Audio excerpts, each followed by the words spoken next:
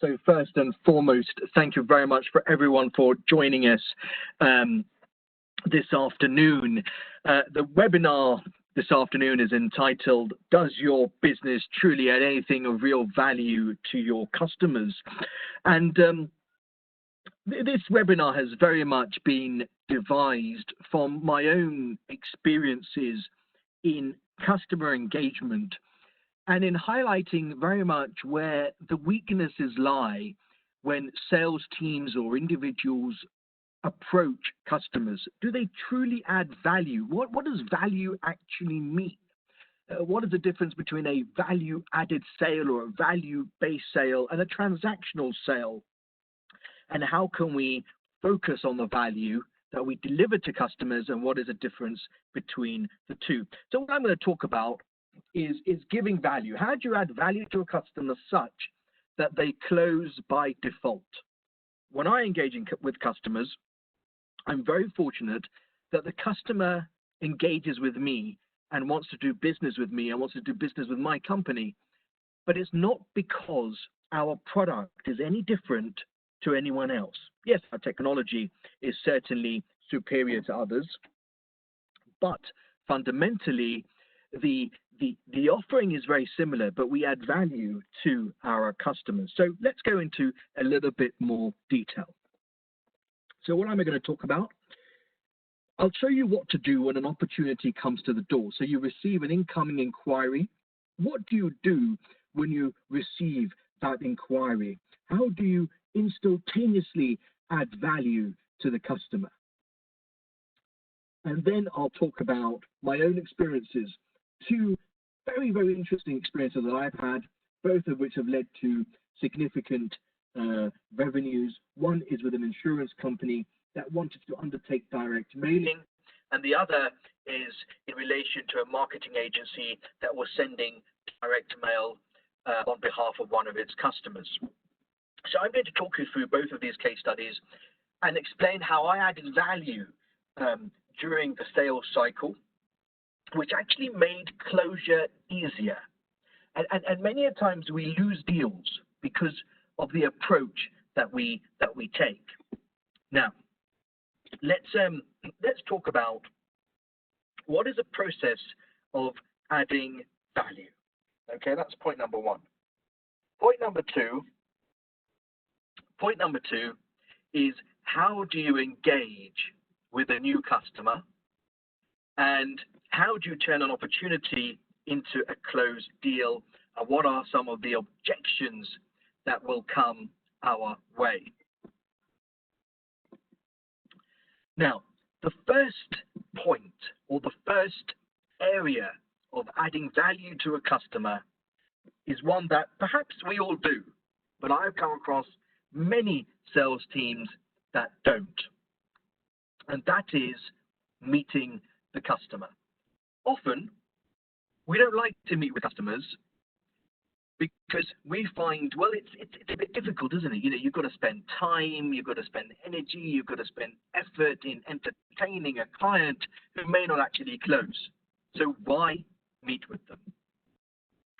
And I think that's the first area where you can add value to a customer.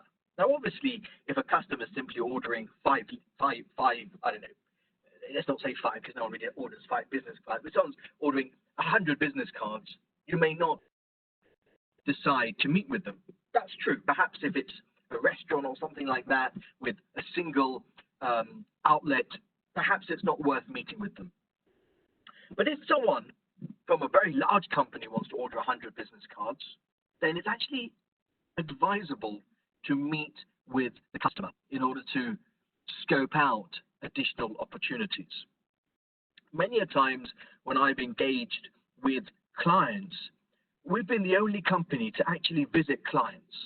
And immediately the customer will say, well, you know what? You're the only company that have actually gone to the effort to meet with me. It stands out. Why does it stand out?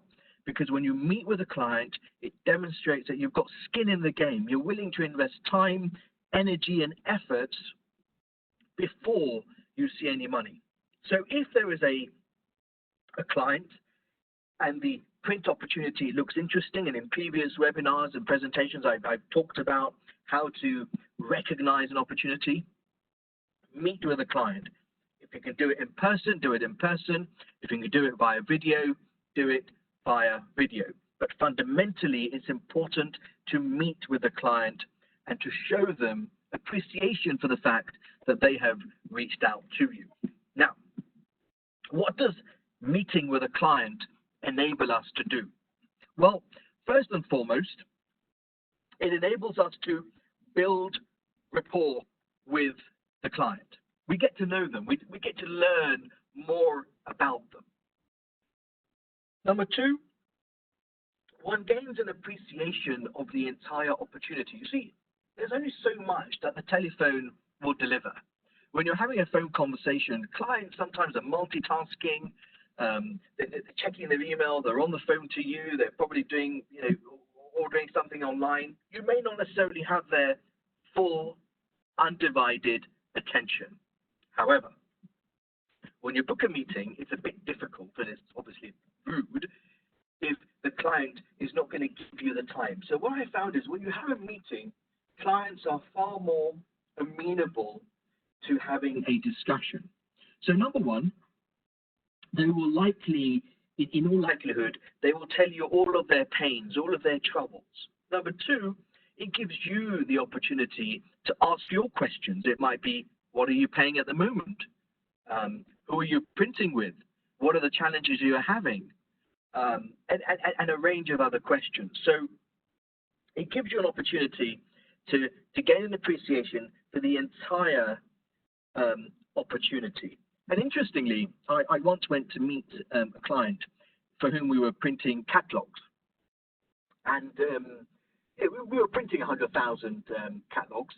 And it was very interesting because as I was leaving, I noticed that there were all these catalogs were sitting in an area awaiting dispatch.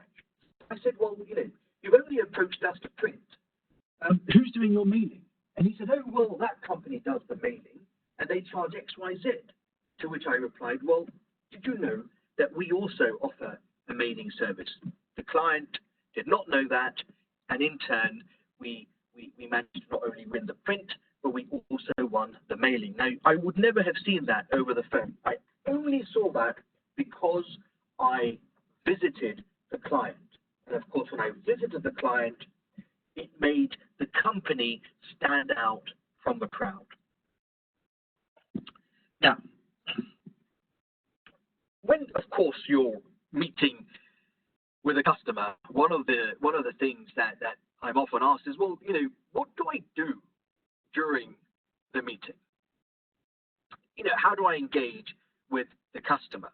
And of course, remember, this meeting is all about adding value. It's about providing pain relief to the customer. If the customer says, oh, it's I don't know, color, for example, is a huge problem for me, then you should immediately be able to say to them, well, you know what, we have XYZ procedure and process to deal with color challenges.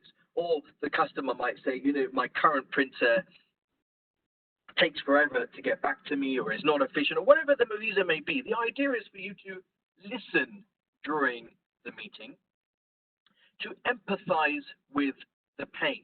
Now, this is very important because when a customer says, printing is taking up all of my time, I don't have time to do anything else, it's important for you to respond and say, well, I know, absolutely, I appreciate that. Perhaps, you have to do overtime in order to be able to manage the printer, but a printer should not need managing.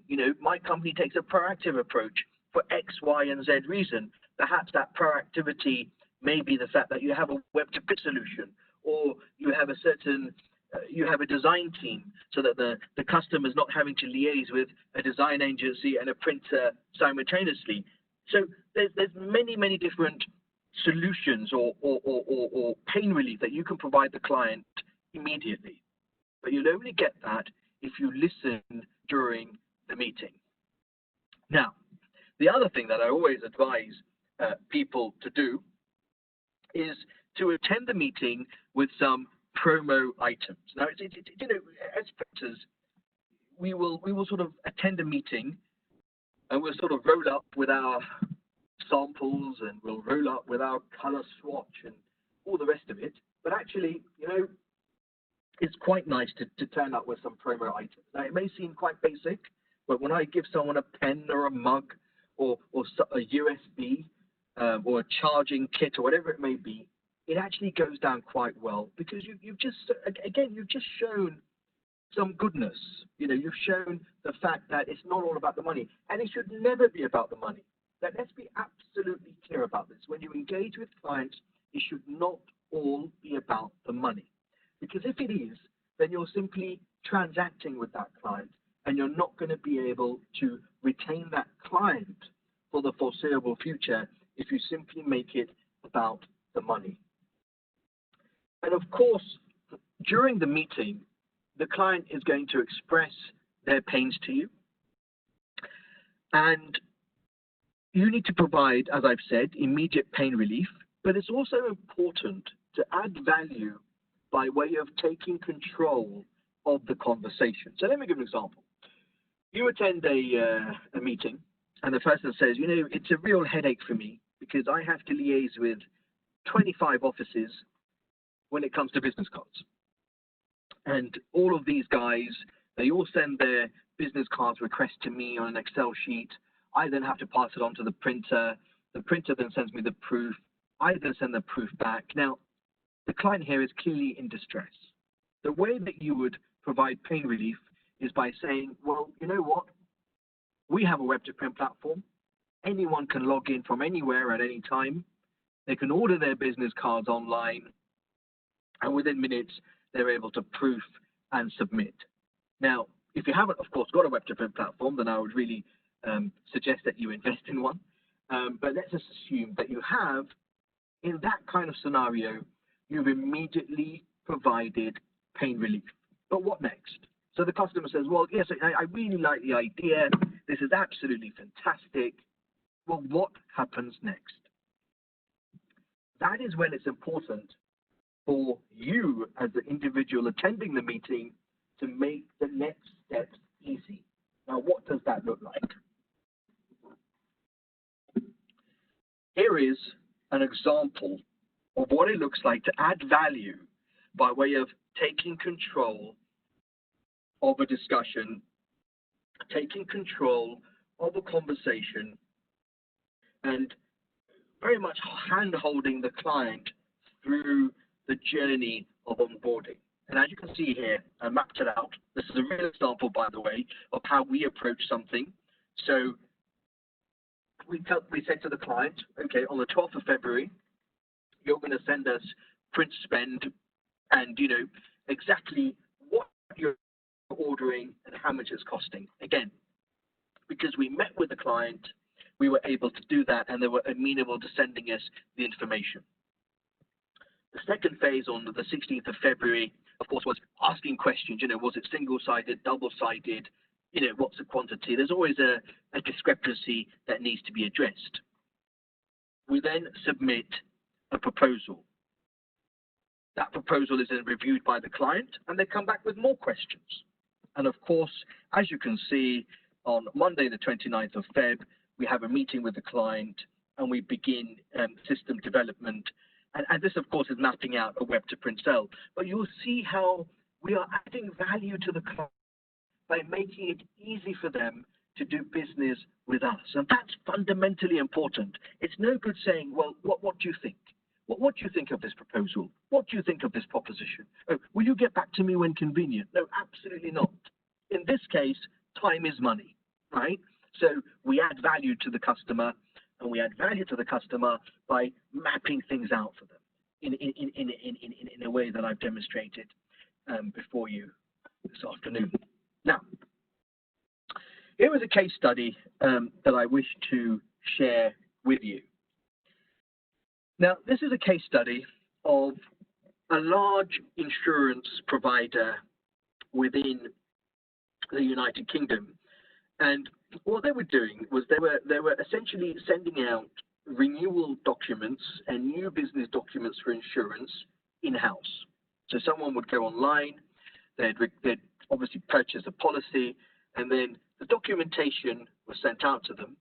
But this particular company were doing this whole printing and mailing in-house. So we got an inquiry, and the inquiry was very much, well, we want help with our printing and mailing. Now, what did we do? Of course, there's two ways of dealing with this inquiry. It's having a conversation over the phone and saying, you know, what are the volumes? How many you're sending out a year? How often do you send them out? And then you just send a quote and you hope for the best. Now, that's the transactional approach. It's not the value-added approach that I'm trying to encourage you guys to engage in when it comes to client interaction. Instead, what we said is, you know, you've clearly got a problem because you're reaching out to us. Why don't we come and see you? Of course, the customer was delighted because no one else had offered to come see them. And in fact, this is an interesting, and the reason I've chosen this example, by the way, is because this is one that I had the pleasure of attending. So we went to the meeting, and obviously the client explained all the challenges of, you know, printers breaking down, having to fold letters, having to envelope them, the labor cost, and, you know, everything associated with running such an operation in-house. Of course, we sympathized at the fact that this was a very arduous undertaking. Now, what did we do before we attended the meeting? We prepared a demonstration platform before we attended the meeting that showed how automated direct mailing works. So went to the client, said, well, look, this is how you do it if you were to engage our company. You simply, or whoever's doing the mailing will simply upload the file, they would merge the Excel sheet, they would preview it, it goes straight through to our machines, and it's done in a matter of minutes. So we showcased to the client how web to print, in this case, can enable them to improve efficiencies. And of course, the client was extremely impressed with the presentation that we delivered. Now, by the way, we went, you know, when we attended the meeting, we went geared with a bespoke presentation, especially for the client. The web to print platform was all branded to the client. So we'd done a lot of work which showed skin in the game before we saw the money. Please bear that in mind. We were already adding value before we saw the money, and the client appreciated that, and the client acknowledged that. And by the way, you know, our group of companies, we do that with every single customer that we engage with. That's how we do business. Now, so as always, the customer said, you know, Ali, it's a lovely, lovely solution. Wonderful, wonderful. And I thought, well, brilliant, you know, sign on the dotted line. But of course, then came the bad news, which is the client said, well, I need to make an internal case. I need to put together in-house costs. I need to calculate my entire infrastructure cost. And then I need to present to my superiors your solution. And, you know, and then I shall get back to you as to what the outcome of the business case is. Now, we've all been there. What happens when the client wishes to engage with a internal business case? It could take months to complete. In fact, let me demonstrate to you what happens. So here we are. Here's a slide, and this is what demonstrates. This is what happens when things go wrong, if you like. Okay. So this is how most of these conversations will end like this. And this slide, by the way, is what not to do. Okay. You don't want to do what's going on here. But I'm going to talk you through a typical example, a typical scenario, because I'm sure many of the individuals who are watching this webinar might be able to relate to what's going on here. So, customer wants to adopt web to print, moving from in-house to outsourced. So, yeah, we spoke about that earlier. Customer needs to make a business case internally. Well, yep, that's what happened. But of course, that set alarm bells ringing because these things can take a long time. Now, the customer does the business case, but then they have concluded that outsourcing is actually too expensive. Why have they concluded that? Because they don't really appreciate their in-house cost, and they haven't considered every single element. For example, the cost of the printer, the cost of the toner, the cost of the envelope, the paper, the labor cost, the electricity cost, the maintenance cost, and a plethora of other costs which the customer does not consider, because of course they're not experts in cost analysis. They often will compute costs based on what they know, but not necessarily what is the actual case. So the process ends up taking a very, very, very long time, and then at the end of it, the process flounders because the customer has concluded, of course, that we're too expensive, and before you know it, it's all over. They're no longer interested in doing business with us. Now, that's typically what happens when the customer wishes to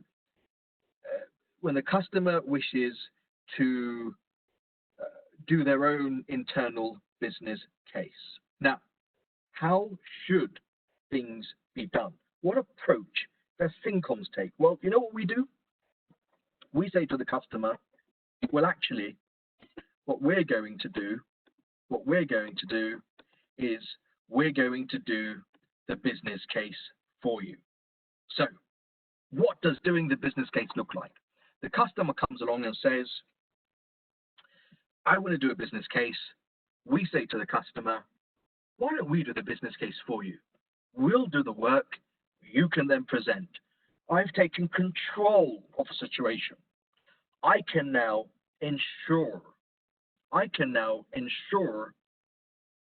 that I'm in control of how this business case develops. So, number one, the person that we're leading, or the person that we are liaising with, is a champion within the organization. So this person is very much for outsourcing, 9 times out of 10, and we're going to produce a business case for them. You need to listen to their pain, which I spoke about earlier.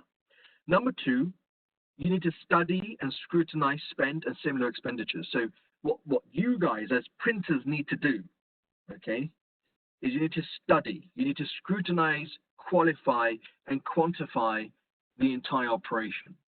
So how much is this client actually paying for their operation? You've got to include office, rent, rates, utilities. There's many different areas that need to be looked at in order to compute the true cost. Then you calculate, you compile all findings into a comprehensive report, and then thereafter you prepare a custom presentation with figures that will enable you to present your findings to the company. So what are we doing here is we are presenting, or we are producing, our own business case. Now, I'll talk a little bit more about the learnings from this in a latter slide, but let me give an example of what a business case looks like, because I think some of you are probably thinking, well, what does a business case actually look like? Now, see, what we're doing here is we are adding value, and I think that is the important thing that everyone here needs to appreciate. We are adding value to the customer. Rather than the customer doing a business case and getting the business case wrong and us losing the business, we're saying to the customer, look, what we're going to do is we're going to produce a business case for you, and we're going to do all the computations. So here we are. This is a live example, by the way. This is exactly what we did for a customer, and this is an internal business case. So we look at the cost of paper, we look at the cost of printing, envelopes, postage, and we've come up over here with a sort of, with a subtotal of 88 pence. Now, once you come up with that, okay, on top of that, you've got the labor cost. So you've got parts and labor, all right?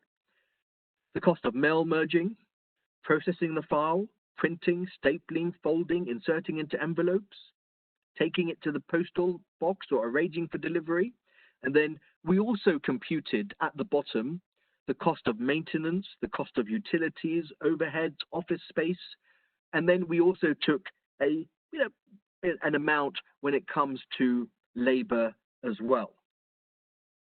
And so we computed for the customer based on 10,000 letters that the customer's true cost at this point in time, it's costing the customer £1.18 to post a letter. Now, I hope everyone here has understood how we computed the business case. Now, this is what the customer's paying at the moment. Now, if they were to outsource to us, having understood their true cost. Now, many a times, customers will actually forget all the information contained here, which is why it's important for us to take control of the business case. Number one, it makes it easier for the customer. Number two, it makes it faster. But number three, we can ensure that all relevant costs are included. So I hope that's clear for everyone. Now, where does Syncoms come in? Well,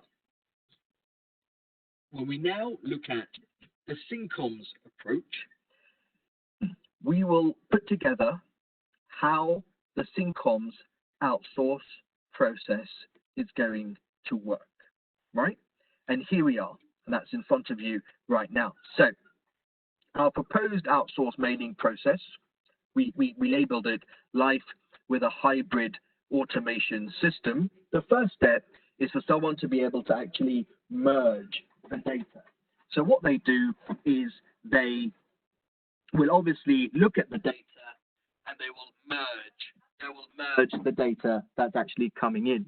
So then they'll of course upload the PDF, they'll click on go, and they'll make tea. So here, as you can see, what we've done is we've actually outlined the entire process for the customer, right? So recipient information is assembled, it's uploaded, they click on go, and they're very much good to proceed. Now, here you'll see that our cost is 99 pence compared to the £1.18 that we showed previously. So before you had the initial cost, I'm just going to go back a step so that we can all be it's very, very important that we understand this. This is the customer's internal business case. This is what they're paying at the moment. And they've got all of these pains in-house. When they turn to Syncoms, this is where they end up. Now, hopefully, everyone here can see the difference. Obviously, we're cheaper, and it's far more efficient for them to outsource their mailing projects to us. Now, what are the key lessons that we can take away when it comes to taking ownership and undertaking the internal business case ourselves? Well, number one, by persisting with meetings, we were obviously able to identify what I call the internal evangelist, who will now push our agenda within the company, which is obviously to win the printing and mailing. Number two, we've made their life easier because we have undertaken the business case for them. They no longer have to do that. The best defense is a good offense. The best case study is the customer themselves. Using their own figures, we proved that we are more cost effective. And of course, we're able to use the same proposal template, the same PowerPoint presentation again and again for every customer. Now, someone just asked me a question in the chat, which is, do we have presentation templates, or do we have proposal templates? We'd be happy to share that. If you want to email hello@syncoms.com, I'd be happy to get someone to send that over to you. And of course, if there are those who also, are struggling with web to print or don't really know how to sell it or need strategic advice, again, there's plenty of advice that myself and my team are happy to provide. So just feel free to get in touch. Now, so case study one, which I shared with you, I hope that everyone sort of understood, was all about presenting or taking control of a conversation when it comes to the business case. By the way, this this concept of wanting to do the business case has come up time and time again. So I would really encourage you to take note of this webinar, to share it with your sales teams so that they don't fall under the trap of leaving the customer to their own devices. Because when you do that, that's why business often does not close. Now, let's look at case study number 2. Now, what's really exciting, it's exciting for me anyway. I didn't sort of sleep all night anticipating sharing this with you. But what's really exciting about this second example, again, these are very real examples, and I'm very proud of these examples because they actually, they've led to very large contracts. So what I'm sharing with you is not a fairy tale. It's something that I have adopted, applied, within my own organization, and I know that it works. And I hope that it works for you too. So customer number 2, or case study number 2, is a direct mail customer. Now, here was a customer who was seeking to send out mailings on behalf of a key client. So the customer is essentially a marketing agency, and they send out mailings on behalf of a customer, okay? So let's just say that you've got a marketing agency called Syncoms, and they're sending mailings out on behalf of EFI to all of the individuals who are watching this webinar. Okay, that's a scenario that we face. Now, the end recipient, being you guys who are sort of watching this webinar, were raising loads of questions. They were like, well, how did you get my data? Why are you sending me mailings?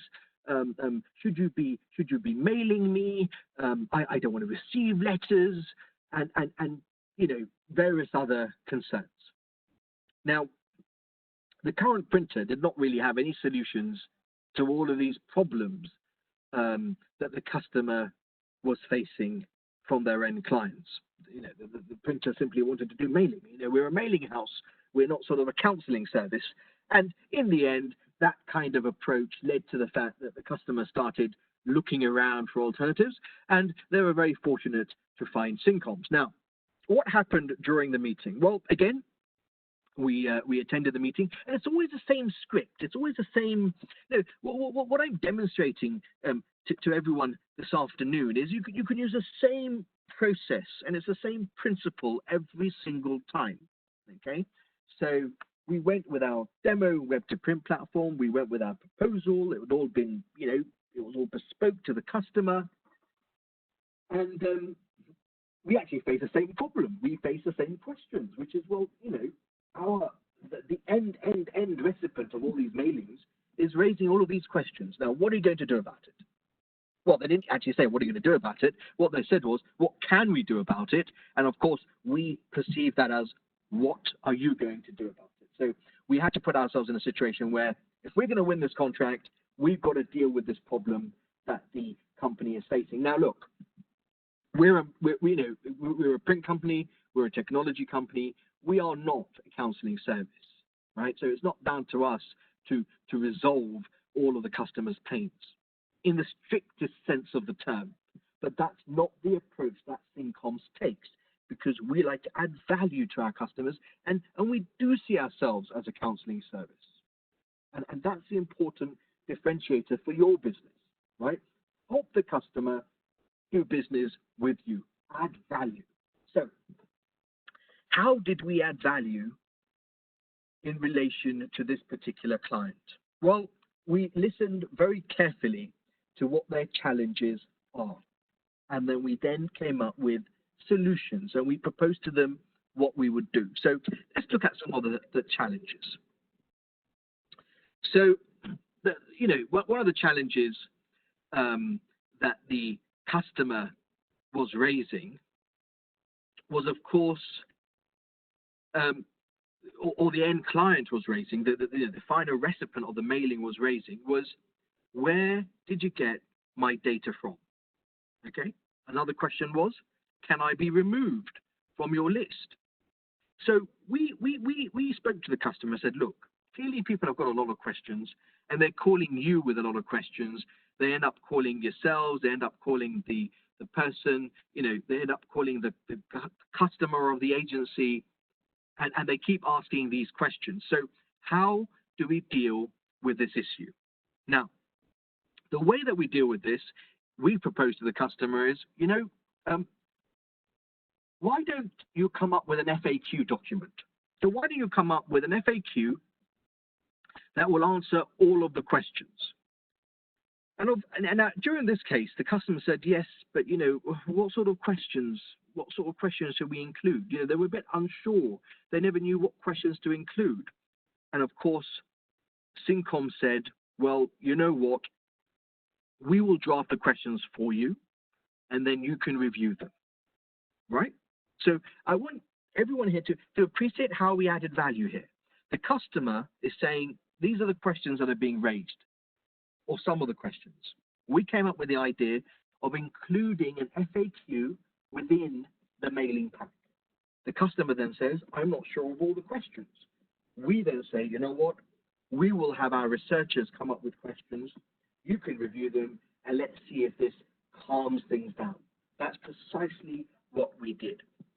Then the agency says, well, our customer, okay, so you have the agency, then you have their customer, then you have the end recipient. So our customer's getting really upset because they're getting all of these complaints and they're getting very jittery about the mailing process. How is it secure? How is it undertaken? How is data kept? How is data stored? They're getting nervous, and we really worry that we're going to lose the account.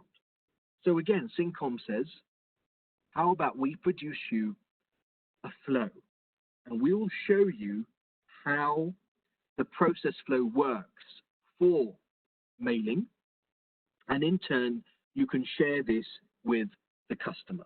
And there were many other examples, but again, I hope that from this you could sort of gain an appreciation as to how you can add value. But let me give you an example, because I think an example is always very, very helpful. So here is the process flow that we devised for the customer. So at the beginning, you can see, well, I don't want to talk through this entire flow, but at the end of the day, if you look on the left, you'll see how it begins. So the business initiates contact with each client, and then, of course, the business introduces web to print to their client, okay? And, of course, they then explain to the client how the entire process is actually going to work. And as you go through the flow, what you see is that we have very much defined how we undertake direct mailing. So how we receive the data, how we process the data, the fact that mailing is collected by the mailing provider, and then how we thereafter destroy the data. So this process flow actually gave the customer the confidence, okay, gave the customer the confidence that, number one, we knew what they were doing, but it gave their client or customer the confidence that they knew what they're doing. And this is the whole point of doing this flow on behalf of the client, right? That's how we added value. It was easy to understand. It shows the different milestones and such like. Now, in addition to that, we did the FAQ. So again, we drafted these questions on behalf of the client, and you can see all of these questions were drafted. And the result from this, the result of us adding value was, number one, what it essentially did, and here we are. Here are the lessons that we learned from adding value to the client. Number one, when we did the FAQs, obviously the number of incoming questions went down because people had already received FAQs answering their questions. So that led to complaints falling rapidly, and in fact, it led to the client being able to do more mailings because obviously they were getting more subscribers and such like. Number two, ongoing value. Now that's really important when it comes to client engagement. Now, the client in this case was sending out letters, and what we encouraged them to do is we said, well, look, rather than letters, why don't you send out a postcard? And we then obviously showed them, and we actually designed a postcard for them. We did many different finishes of the postcard. We sent it to them. We explained to the client the importance of A/B testing when it comes to mailing. Is one postcard design more effective than the other postcard design? So again, we're continuously adding value to the client. So not only have we solved all of their issues concerning privacy and questions and processes and flows, because we did all that work, but we've now onboarded the client. They've got a year-on-year 7-figure print spend. And of course, we continue to add value to them by enabling them to increase their conversion rate. So my top tip, of course, on the top left is invest in the long game, put yourself in the client's shoes and deliver immediate pain relief. A little profound value goes a long way. So there we are. Now, that neatly brings us to the 6 concluding points of the webinar. Number 1, invest in your teams. Everything I've shared with you today has come through experience. It's not something that you should simply expect your sales teams to pick up overnight. You need to invest in them, and you need to train them as to how to recognize an opportunity, how to engage in preliminary scoping, how to book a meeting, and what to do during the meeting. These things can only be trained. Number 2, the money comes. The money will come. Often, when we're engaging with customers, we want to see the money. And if we don't see the money, we ain't going to engage. We're not going to add value. The money will come. Focus on delivering value, and the money will come. But if you focus on the money, you're simply engaging in a transactional relationship, and ultimately you'll falter. The print company that was doing the mailing, who weren't interested in dealing with the process, who weren't interested in the pains of the client, they lost the contract, and we won it. So the money will come. Focus on delivering profound value. Number 3, empathizing. It's very important to empathize with the customer and give ideas. Often we think, well, if I mention FAQs, maybe they won't do business with me, get their current printer to produce FAQs, and I'll lose business. It doesn't happen. Often we restrict ourselves. Often we don't share what we can share at that present moment in time because we feel, erroneously, that the customer's going to run away with my intelligence. I mean, that's just absolute nonsense. Add value, add intelligence, and the customer will close. And of course, the final 3 considerations. The expectation of receiving a call, providing a quote, and closing a transactional lead is precisely that. So when you get a phone call and someone says, can I have 10,000 mailings? If you're just going to quote them over the phone and close the lead and receive the file and all the rest of it, then it's just going to be a transactional sale. My advice is to try and meet with the customer when you can, understand the entire opportunity and not just the opportunity in the now, as it were, at that moment in time. Number 2, a web-to-print platform is a tremendous value add. So if you don't have a web-to-print platform at the moment, then it really does add value to a customer. It enables them to order autonomously online from anywhere at any time, and it does add a lot of value to the customer. So my advice is, if you haven't got a web-to-print platform, I'm not going to go into details of what web-to-print does and all the rest of it, because there's a lot of literature available on that, and I'm sure you're all familiar. But of course, if you do require assistance on that, please do feel free to get in touch. But if you haven't got a web-to-print platform, then please do invest in it, because it does make a difference to the customer, and it does add value. And of course, enable a customer to close by default. If you adopt and you understand, appreciate, and acknowledge some of the tips that I've shared with you today, what you'll find is a customer closes by default. A customer wants to do business with you as opposed to you wanting to do business with them. I've been in situations where a customer is actually closing me, saying, when can we start? That's where you want to be, and you'll only be there if you add profound value. And on that note, I wish you all the very best with your businesses, and should anyone have any questions, please feel free to ask.